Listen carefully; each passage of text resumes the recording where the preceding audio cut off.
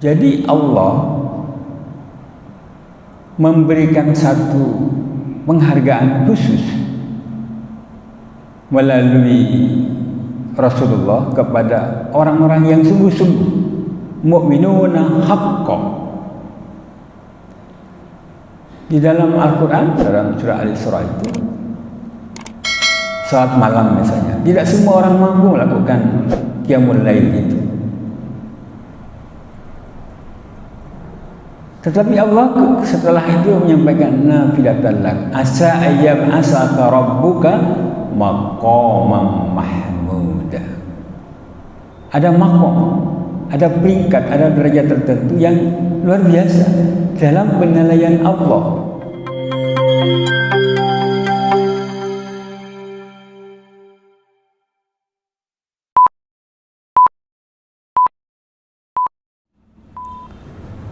Bismillahirrahmanirrahim.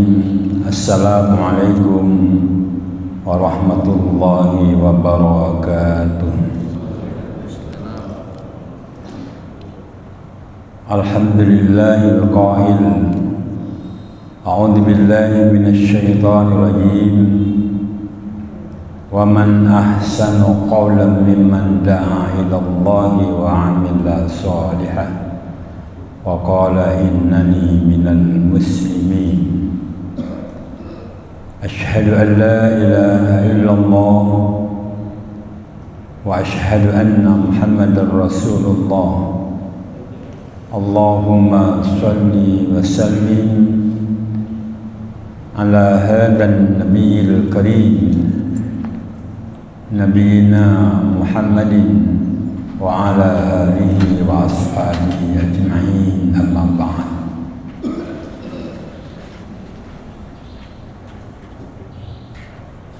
Hadirin jamaah salat subuh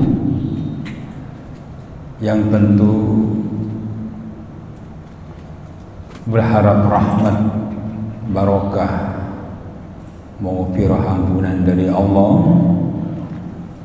seiring dengan bertambahan usia kita masing-masing, baik pertambahan itu dalam ukuran tahun, ukuran hari, ukuran jam, bahkan ukuran menit. Satu cita-cita bersama dari orang-orang yang kesungguhan di dalam keislaman adalah keinginan untuk menyempurnakan keislaman sekadar apapun Islam yang ada pada diri kita masing-masing. Keinginan untuk memperkokoh keimanan yang ada dalam hati dan qalbu kita, dan itulah yang diinginkan oleh Allah. Rasulullah justru mempertegas bahwa di antara umat manusia ini ada yang dipilih, tidak seluruhnya dipilih oleh Allah. Siapakah orang-orang yang dipilih oleh Allah? Adalah di antara hamba Allah yang menekuni tugasnya, yang selalu istiqomah dalam keimanan dan keislaman apapun keadaannya, dalam suasana apa saja. Kenapa demikian para jamaah? Rasulullah pernah menyatakan al-mu'minul qawiyyu khairun wa habbu ilallah minal mu'minid dha'if. Sekilas kita menangkap pernyataan Rasulullah ini bahwa dalam kenyataan hidup seorang muslim, seorang mukmin itu ada kelas. Ada mukmin yang kokoh, kuat, tapi juga ada mukmin yang standar, bukan lemah menurut kami, itu standar. Ada Islam yang ghirah agamanya luar biasa, Ada yang rutin, kemarin, sekarang, besok sama. Ini rutin. Allah menghendaki sebetulnya ada perubahan, sehingga dipancing dengan istilah ada orang yang di akhir hayatnya itu husnul khotimah. Husnul khotimah itu ada peningkatan kualitas. Nah, karena itulah di dalam pribadi orang yang ingin menyempurnakan baik kesempurnaan Islamnya, kebagusan amalnya, itu ada sebuah cita-cita, keinginan yang terus membahana di dalam dirinya itu, yaitu menjadi mukmin yang sebenar-benarnya, muslim yang sebenar-benarnya. Dan itu diangkat oleh Allah dalam Al-Quran surat Al-Anfal ayat 4, berturut-turut dari ayat 2, 3, dan 4. Ulaika humul mu'minuna haqqa. Jadi keinginan Allah itu adalah menjadi mukmin yang sebenar-benarnya, yang sungguh-sungguh. Dan ternyata para jamaah, orang yang mukmin yang sungguh-sungguh itu mendapatkan perlakuan khusus dari Allah, mendapatkan keistimewaan dari Allah. Keistimewaan itu bukan hanya di akhirat, di dunia sudah diberikan. A'adhamu darajatan indallah, diangkat derajatnya oleh Allah. Jadi dalam kenyataan sehari-hari ada orang yang ingin derajatnya tinggi tetapi tidak menggunakan ukuran-ukuran agama. Ya tidak ada nilai. Tetapi Allah menghendaki ukuran itu dengan ukuran Allah, ukuran agama, din. Di antara para sahabat itu, tidak seluruhnya orang yang memiliki kualitas berjamaah. Ada kelas masing-masing. Contoh, ketika Rasulullah menyatakan di antara sahabat-sahabat dekatnya itu, Abu Bakar As-Siddiq fil jannah, Umar bin Khattab fil jannah, Utsman bin Affan fil jannah, Ali bin Abi Thalib fil jannah, dan seterusnya. Ada beberapa sahabat yang dipilih, disebutkan secara khusus. Jadi Abu Bakar di surga atau calon penghuni surga, Umar bin Khattab penghuni surga, Utsman bin Affan penghuni surga, Ali bin penghuni surga, dan seterusnya, termasuk dari kalangan Ansar yang dipilih. Pilihan-pilihan itu ternyata karena kesungguhan. Kenapa Abu Bakar disebut pertama kali? Sungguh. Melihat perjalanan Abu Bakar As-Siddiq ini pada jemaah, ketika Rasulullah hijrah dari Mekah ke Madinah, itu bukan perjalanan hijrah biasa, pindah tempat, bukan. Dalam kejaran orang-orangnya anti mengusir Rasulullah. Mekah ada di selatan, Madinah di utara. Dia pergi ke selatan, ke Gua Sur. Di situ dia suasana mencekam 3 hari 3 malam, dan mereka mengejar terus. Lepas dari itu kemudian dia berjalan suatu tempat yang tidak pernah ditapaki manusia. Yang menemani adalah sahabat Rasulullah, adalah Abu Bakar As-Siddiq. Demikian juga Ali bin Abi Thalib ini yang ketika Rasulullah hijrah yang mengganti tempat tidur Rasulullah.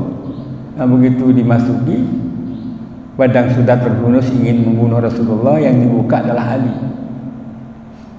Tidak dapat dibayangkan ketika emosi yang begitu ingin membunuh Rasulullah, jika mereka mau membunuh, terbunuhlah Ali. Sebuah keberanian. Utsman bin Affan. Utsman bin Affan ini sampai sekarang di daerah Madinah, Markasiyah itu ada hotel namanya Hotel Utsman bin Affan. Sebuah situs, sebuah asar, sebuah peninggalan betapa kokohnya keislaman sahabat itu. Sehingga ada sebuah kebun kurma, sumur yang dibeli yang kemudian sekarang diwujudkan dalam bentuk Hotel Utsman bin Affan yang sampai sekarang dimanfaatkan untuk kemajuan perkembangan Islam, mendanai Masjid Nabawi itu. Dan demikian juga sahabat-sahabat yang lain. Jadi Allah memberikan satu penghargaan khusus melalui Rasulullah kepada orang-orang yang sungguh-sungguh mu'minuna haqqan. Di dalam Al-Quran, dalam surah Al-Isra itu, salat malam misalnya, tidak semua orang mampu melakukan qiyamul lail itu. Tetapi Allah setelah itu menyampaikan nafilatan lak asa ayyam asaka rabbuka maqaman mahmuda. Ada maqam, ada peringkat, ada derajat tertentu yang luar biasa dalam penilaian Allah. Nah, kalau kita perhatikan dengan kalimat terakhir adalah dalam penilaian Allah para jemaah. Kadang ada orang yang kemudian ada tendensi ekonomi, sudah sekian beribadah kok miskin-miskin terus, tidak ada perubahan. Itu penilaian yang naif, yang harus dibang jauh. Jadi Allah itu menilai maqam mahmuda itu adalah dalam ukuran Allah, bukan dalam ukuran status sosial duniawi, bukan, dalam ukuran Allah. Jamaah rahimakumullah, ketika Rasulullah mengatakan sahabat ini masuk surga, di antara kebanyakan sahabat itu saling bertanya, terus kita di mana?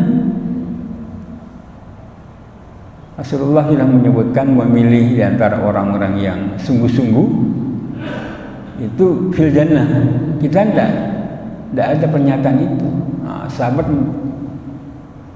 berkumpul dan mendatangi Rasulullah. Ya, datang sudah biasa. Sahabat karena sering bertemu dengan Rasulullah, setiap ada persoalan itu langsung disampaikan kepada Rasulullah dan ada jawaban. Ada jawaban. Ada sahabat yang kemudian berkumpul dan beranikan diri bertanya kepada Rasulullah, "Ya Rasulullah, idza salaitul maktubah." Ya Rasulullah, engkau telah menyebutkan si fulan A, B dan seterusnya itu fil jannah.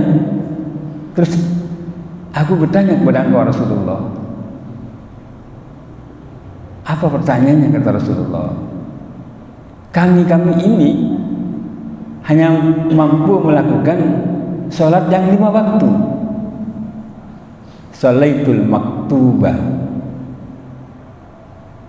Sederhana sebetulnya para jemaah. Ketika menyebutkan sholat 5 waktu itu kan seperti rutinitas. Sahabat tidak seperti itu. Sahabat sudah biasa sholat bersama Rasulullah dan tempatnya juga di masjid. Mampu dilakukan itu. Kemudian wasumtu Ramadan. Kami juga setiap bulan Ramadan melakukan puasa. Sebagaimana bersama engkau wahai Rasulullah, puasa 1 bulan. Malamnya diisi dengan banyak ibadah. 10 terakhirnya juga diisi dengan peningkatan ibadah selama 10 hari terakhir. Ada tambahan lagi pada jemaah. Yang ini sebetulnya walaupun pernyataan standar ini, tapi berat. Apa itu? Wa ahlaltul halal. Kehidupan kami itu melihara sesuatu yang halal, memilih yang halal. Wa haramtul haram. Dan kami buang jauh-jauh dalam kehidupan keseharian kami itu hal-hal yang haram itu. Ini standar berjamaah. Tetapi luar biasa ini ternyata kalau dikembangkan lebih jauh. kehidupan sehari-hari mulai dari pagi kembali ke pagi, siang kembali ke siang, siang hari malam hari. Aku sungguh-sungguh memelihara sesuatu yang halal dipegang teguh, dan sungguh-sungguh menjauhkan dari yang haram. Ya rahimakumullah. Satu ketika Rasulullah menunjukkan di pojok sana ada orang yang berdoa. Ya Rasulullah, kata saya, memang ada orang yang berdoa. Iya, kau perhatikan dia berdoa terus itu, menangis berdoa. Terus bagaimana Rasulullah? Kasihan sebetulnya, dia berdoa tapi doanya tidak dikabulkan. Sahabat menjadi lebih tertarik untuk menanyakan, kenapa Rasulullah?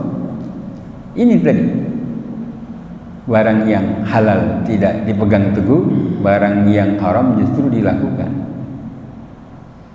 Masya Allah, na'udzubillah, ada jamaah. Jadi pertanyaan ini minta dijawab kepada Rasulullah. Terus bagaimana Rasulullah? Aku tidak lagi melakukan selain itu. Salat 5 waktu dengan kualitas salatnya bersama Rasulullah, puasanya kualitasnya luar biasa bersama Rasulullah, tapi juga yang terakhir ini pegang teguh. Selain aku tidak bisa sedekah, tidak mampu karena aku miskin. Melakukan kegiatan-kegiatan ini tidak mampu, aku keterbatasan. Hanya itu saja yang kami lakukan. Pertanyaannya, adkhulul jannah wahai Rasulullah, apakah kami ini sama dengan sahabat-sahabat yang kau sebutkan itu, yang fil jannah. Rasulullah menjawab, qala na'am, benar. Pernyataan benar itu berarti menegaskan bahwa walaupun tidak disebutkan sebagaimana sahabat-sahabat khusus itu, maka asal memenuhi standar keimanan, keislaman, standar amal, maka juga sama akan merasakan menjadi ahlul jannah pada akhirnya. Jadi kita ini hidup di akhir zaman, tidak disebutkan secara khusus, tetapi jika memenuhi standar itu sudah luar biasa. Cara untuk melakukan bagaimana memelihara kehalalan, bagaimana menjauhkan dari keharaman. Sahabat bertanya, apakah ini orang-orang seperti saya ini yang katanya awam dan disebutkan secara khusus Rasulullah, adkhulul jannah, kamu masuk surga? Qala na'am, benar, kamu akan masuk surga. Ya rahimakumullah. Apa yang dapat ditangkap dari pernyataan Rasulullah dan kehidupan para sahabat itu? Jadi Rasulullah itu menginginkan keutamaan, kualitas keislaman itu yang diinginkan oleh Rasulullah. Ada seorang sahabat namanya Rabi'ah, mendekat kepada Rasulullah. Setiap duduk Rasulullah didekati. Rasulullah tahu ini Rabi'ah ini mendekat terus, ada apa? Rasulullah memanggil Rabi'ah, ta'alhinakini. Wahai Rabi'ah, apa yang kamu inginkan dari aku? Kalau ingin sesuatu akan aku berikan. Ingin apa saja akan aku berikan. Maka kemudian sahabat ini yang melihat Rasulullah terus, kemana Rasulullah pergi, dia ikut. Rasulullah duduk juga di sampingnya juga ada dia, menjaga Rasulullah setiap saat. Memegang Rasulullah, dia mendampingi Rasulullah, memegang apa yang dipegang Rasulullah. Terus begitu. Apa jawaban jemaah? Bahwa jawabannya itu sesuatu yang menarik. Aku tidak ingin itu semuanya wahai Rasulullah. Aku ingin bersama engkau sejak di dunia ini sampai nanti di surga. Luar biasa Pak jemaah. Orientasi dari sahabat itu yang kemudian memahami bagaimana cara berislam mereka itu ternyata orientasi ukhrawi. Orientasi dunia boleh, tetapi orientasi akhirat itu mendominasi. Barangkali ini yang kemudian dalam surat Al-Qasas ayat 77 itu, wabtaghi fima ataqallahu ad-daral akhirah wa la tansa nasibaka minad dunya wa ahsin kama ahsana. Cari dunia, cari akhirat. Wabtaghi fima ataqallahu ad-daral akhirah. Jadi orientasi yang mendominasi dalam kehidupan yaumiyah sehari-hari sahabat, keluarga Rasulullah, sampailah kemudian sampai kepada kita yang mengaku pengikut setia Rasulullah, itu adalah orientasi sehari-hari, itu adalah orientasi ukhrawi. Tetapi kita karena hidup di dunia, wala tansa nasibaka minad dunya, jangan lupa, jangan dilantarkan kamu hidup di dunia. Perlu berkata orang odi, kalau kita bahasakan.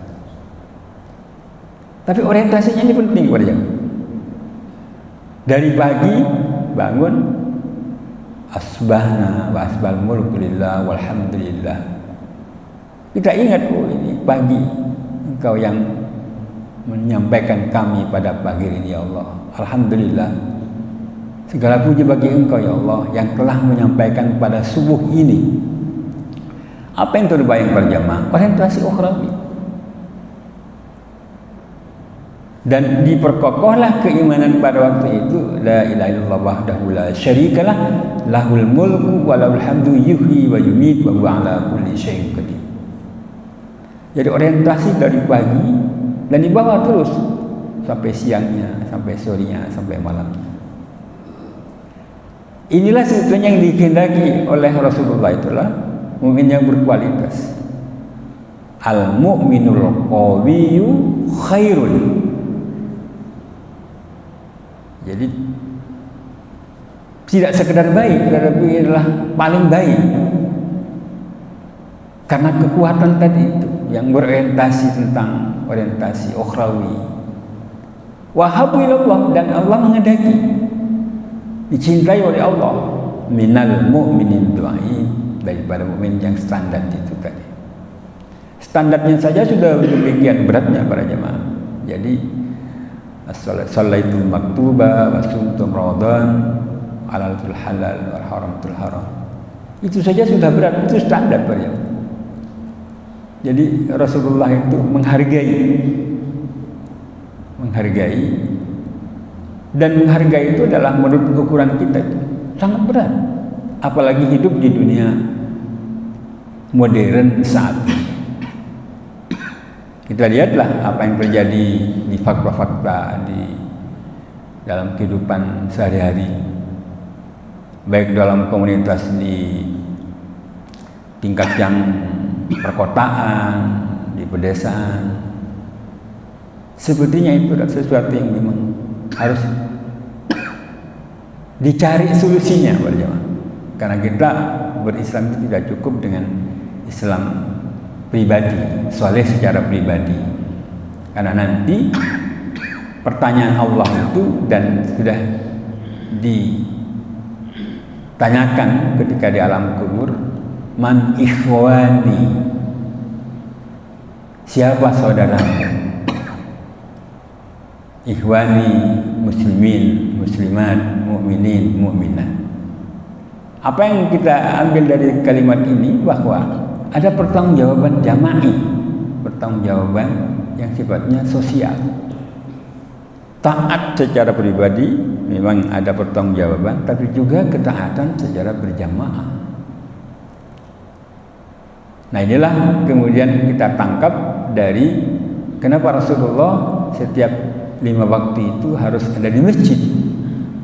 Nah, setelah di masjid itu Rasulullah melihat siapa di antara sahabat yang tidak ada sekarang. Tanya Rasulullah, kenapa? Sakit.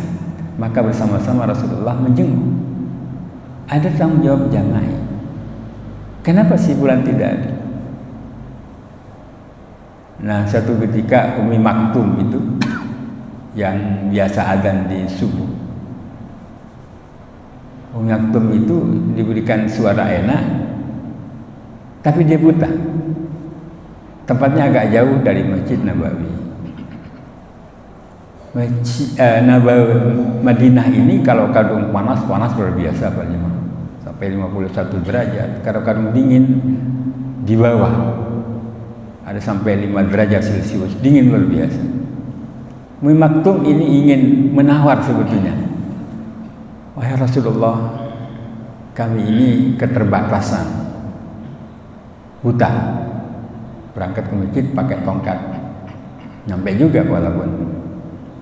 Apakah kami suatu saat bisa untuk tidak melakukan sholat di masjid pada subuh? Apa jawaban Rasulullah? Tidak langsung mengatakan, oh jangan begitu Abu Maktum. Rasulullah merangsang.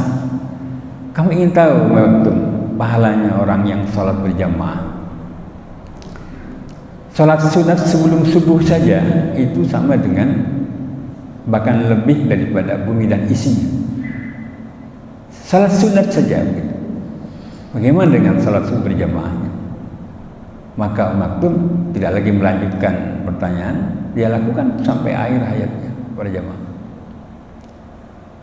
Nah, orientasi yang kita tangkap dari ini bahwa orientasi akhirat.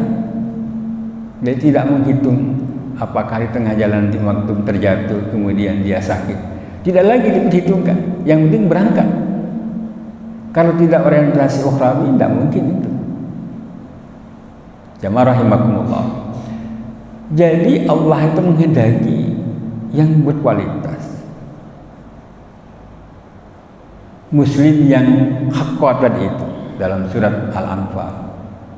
Mukmin yang haqqa. Ulaika humul mu'minuna haqqa.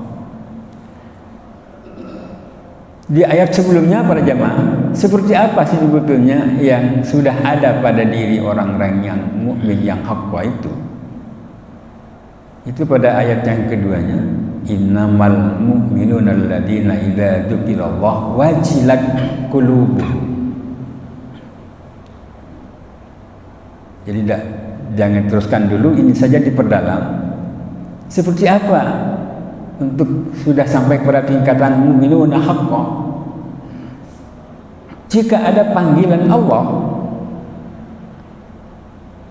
dzikirallah, untuk mengingat Allah, wajilat qulubuhum, dia terpanggil. Biasanya kalau panggilan Allah melalui adzan itu, baik zuhur, asar, maghrib, isya, subuh, itu terpanggil. Merasa dirinya tidak ada cara lain kecuali segera menyegerakan. Terpanggil, hatinya terpanggil untuk memenuhi itu. Nah, lihat para jemaah, kalau kita perhatikan apa yang terjadi di tengah-tengah saudara-saudara kita, kecuali mungkin di daerah yang memang kokoh Islamnya, di sekitaran Masjid Nabawi, jauh sebelum subuh sudah berangkat, sekitar Masjid Haram jauh sudah berangkat. Apa yang ada di pikirannya itu adalah rasa panggilan. Nah, orang-orang inilah yang kemudian sampai pada tingkatan mu'minuna haqqa. Kalau kita perhatikan para jamaah dalam surat Al-Mu'minun, qad aflahal mu'minun, sungguh beruntunglah orang-orang yang beriman itu. Seperti apa keberuntungan itu? Pada ayat 1 saja, alladzina hum fi salatihim khashi'un. Jadi Allah menyebutkan pertama orang yang menjadi mukmin yang beruntung, yang haqqa tadi itu adalah orang yang khusyuk. Khusyuk itu diawali dari keterpanggilan tadi itu. Gemetar hatinya. Mendengarkan panggilan saja juga gemetar, apalagi dalam sedang ibadah, dekat dengan Allah. Wajilat qulubuhum, itu masih mendengarkan. Hati sudah bergetar. Bagaimana kalau ibadahnya? Maka Allah menjelaskan lagi alladzina hum fi salatihim khashi'un. Khusyuk dalam salatnya. Seperti apa gambaran khusyuk itu kepada jemaah? Orang yang berikhtiar untuk salat khusyuk, tentu perangkat-perangkat itu rasanya kalau salat sendirian itu berbeda berjamaah dengan salat berjamaah. Gerakannya bersama, yang terbayang bagaimana Rasulullah dulu salat berjamaah, sudah mulai muncul khusyuk. Kita bedakan antara salat sendirian dengan salat berjamaah. Sudah muncul khusyuk di situ ketika salat berjamaah. Jadi syarat utama khusyuk itu ya diantaranya adalah salat berjamaah itu. Kesimpulan kepada jamaah bahwa Allah menghendaki dalam keseharian kita itu adalah sebuah keinginan, sebuah cita-cita menjadi mukmin yang haqqa. Mukmin yang haqqa itu adalah mukmin yang berkualitas, sehingga Rasulullah menegaskan al-mu'minul qawiyyu khairun wa habu ilallah minal mu'minid da'i. Mukmin yang kokoh, kuat segala-galanya, orientasi akhirat dalam kehidupan sehari-harinya lebih baik dan lebih dicintai oleh Allah daripada mukmin yang hanya mukmin saja. Mudah-mudahan apa yang disampaikan di suhu ini akan membuat kita bersama-sama menuju kepada mukmin yang sebenar-benarnya itu, dan mudah-mudahan Allah memberikan kekuatan. Subhanakallahumma wa bihamdika asyhadu an la ilaha illa anta astaghfiruka wa atubu ilaik. Assalamualaikum warahmatullahi wabarakatuh.